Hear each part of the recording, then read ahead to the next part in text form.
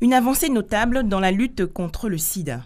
Selon le rapport de l'ONU-SIDA, près de 3 séropositifs sur 5 dans le monde ont accès aux traitements antirétroviraux, soit la plus haute proportion jamais atteinte.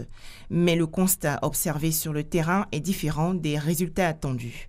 Malgré le nombre considérable des porteurs du VIH sous traitement, celui des infections, lui, ne diminue pas.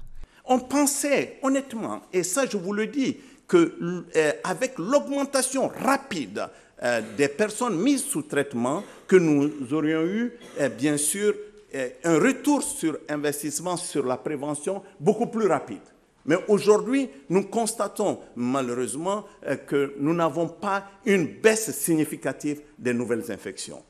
En 2017, 36,9 millions de personnes dans le monde vivaient avec le VIH contre 36,3 millions en 2016.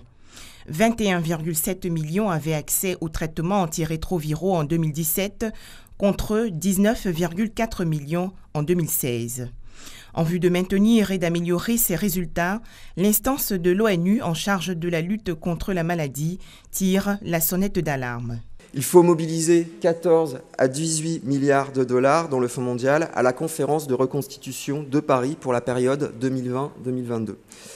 Alors nous attendons donc, nous, acteurs français, et j'ai envie de dire même acteurs internationaux, puisqu'il n'y a pas que la France, que le président Emmanuel Macron joue son rôle de premier de cordée, comme il aime bien le dire, dans la lutte mondiale contre le VIH. Les enfants ne sont pas aussi épargnés par cette pandémie. Plus de 50% n'ont pas accès aux soins. L'année dernière, on a enregistré 110 000 décès et 180 000 nouvelles infections. Le Nigeria représente à lui seul environ la moitié de toutes les nouvelles infections d'Afrique de l'Ouest.